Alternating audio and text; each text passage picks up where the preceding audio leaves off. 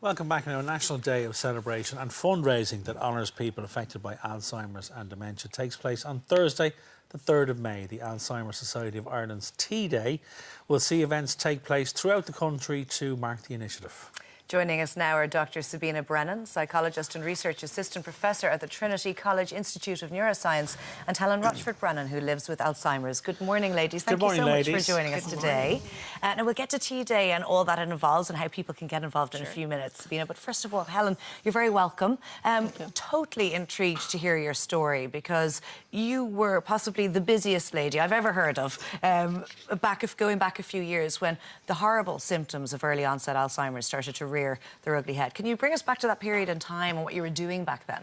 Yeah, while I was working with the Irish Wheelchair Association, and I was also involved in quite a number of committees. I was chair of the Western Development Commission, I was involved with the local Chamber of Commerce and many other committees. And I noticed that I was having difficulty with finding words and searching for words, and the words wouldn't come, or I was forgetting things that had happened at home, or my son would tell me something, or my husband would tell me something, I was forgetting it.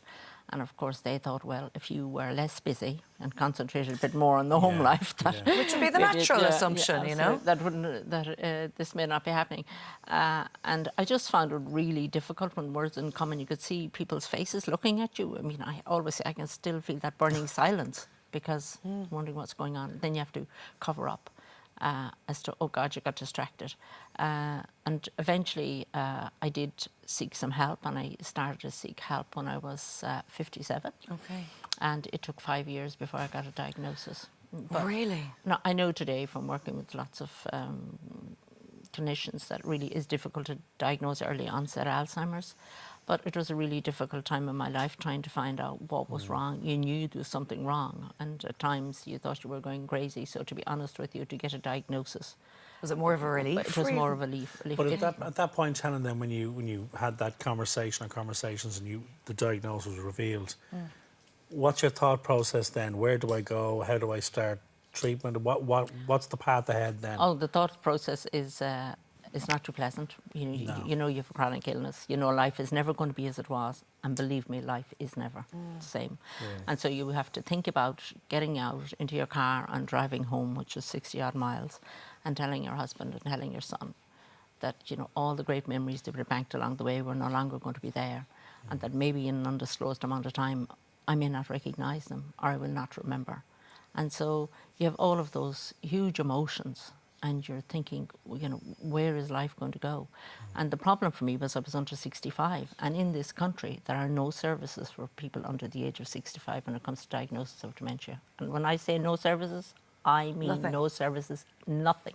So you go home, you tell your family, I'm one of 9, so by the time you tell your family, eventually it was nothing. But I can only say to you, I had 10 months of the deepest dark of grief imaginable.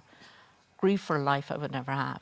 We don't talk a lot about grief, with our illness, but there is a grieving process, because it's a loss. It's a loss. It's a loss. Yeah, you're grieving. And you're wondering, So luckily enough, I had retired from work, but then there was that big void, because then I had to step down from all the different committees I was on, and so then that became much more difficult, because then all of a sudden there's nothing. There's nothing. You have more time to think about it. Yeah, absolutely. Yeah, used to being so busy. Yeah, exactly. And you're sitting at home and you're thinking, well, where do I go for? Is this it?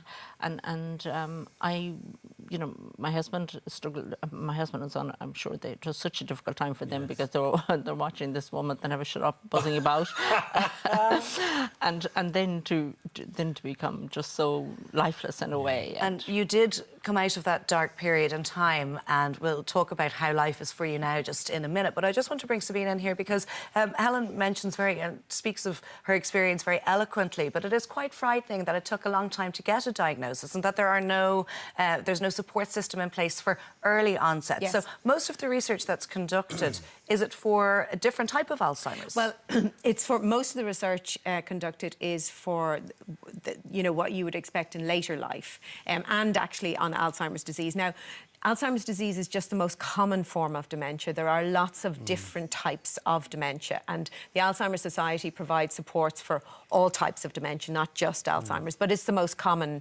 It's the most common one. And yes, you are correct. Most of the research that is done on Alzheimer's disease of the late onset type. Okay, and presumably the research also incorporates either delaying any sort of Alzheimer's or dementia, but also finding a cure, and there is no cure at the moment. Yes, there's a lot of research focused on finding a cure, but there is no cure currently. There's a couple of medications that can help sort of support some functioning. But I think what people are not aware of is that, you know, even if you do get a diagnosis, there are things that you can do. And Helen is an amazing example of this. And actually, possibly the worst thing that Helen could have done was do nothing and give up all the things that she was doing. She loved, now she's turned her life around and she's doing incredible stuff. She's actually my hero and such an inspiration. She's incredible. But the thing is, if you do get a diagnosis of dementia, it's keep doing things. That, you know, the longer you do things, you might need little supports along the way, but the more you keep doing it, the more you'll get to hold on to the functions that you have. Keep the normality of life going. So this is why sort of early diagnosis is very important. Now, people might say, why would I want to go for a diagnosis if there's no cure? But there's lots of reasons for seeking support early on. And what signs should we be looking out for, Sabina? Sure. So you have some signs written up there. Really, when we're talking about memory loss, it's problems with memory for recent events. Now, everybody has memory lapses, but this is if these are recurring repeatedly. Helen touched on one, which is word-finding difficulties, having a real problem trying to find the word that you want to say. And then being embarrassed about it, as Helen mentioned, not knowing how to recover. And then stress comes in, and once stress kicks in the brain, then that's actually going to make it even more difficult for you to find the word. Being confused in a familiar place or a familiar situation. So everyday tasks at home, maybe? Yes, and everyday tasks at home, if that's problem. It's not always just to do with memory. And in fact, some dementias don't even affect memory function. So you could have difficulty with tasks, with the sequence of tasks, with solving problems, with doing household bills, those kind of things, or even planning what you're going to do. So seek help if you're concerned at all. Absolutely, okay, absolutely. But getting back to Helen now, and you're our hero here this morning, as Sabina mentioned, but you have managed to reclaim some of the life that you felt that potentially you had lost, and you're so busy again travelling the world. Yeah, well, I think the important thing is that, and I say this to anybody looking at this, questioning, because there are people at home today thinking they have an issue with their memory. Please go and see your GP and call the helpline, which is 1-800-341-341, because that is really important that we, you know, that they do that, and they don't do like I did. But luckily enough for me, I was able to get some help because I contacted through my doctor, talked to my husband and said something has to be done here because as Sabina mentioned, depression is going to really take over. And so I got in contact with the nurse of the Western Alzheimer's, and she said to me, do you know, Helen, what you should do? You should get involved in research. I said, research? I've done a lot of things, but research isn't one of them. So I eventually found out about, through somebody else, about Trinity College research that was being done by, so incidentally, Sabina's department. And that research was cognitive rehabilitative therapy. And cognitive rehabilitative therapy is about getting the diary out. It's about getting the phone. It's about doing all the things that you did. And okay, there's a new way of living now. There's a new way of remembering your recipes. You have the phone, you have the iPad, you have the computer. You have all of those things that's going to help you. And that's what cognitive rehabilitative therapy did for me. It gave me a life, my life back. In terms of the research that happened, let's very quickly mention the T-Day, which is next week. And I just want to say, actually, that project that we did was a collaboration with the Alzheimer's Society. So it was fantastic to be doing those interventions. T-Day is 3rd of May. You can host a tea event, you can attend event, or you can just donate by logging on to tday.ie. All the details. The Alzheimer's Society have raised 8 million over the 24 years that they've run it. This year they would like to raise 500,000. So next time you have a cup of tea, think about logging on and donating.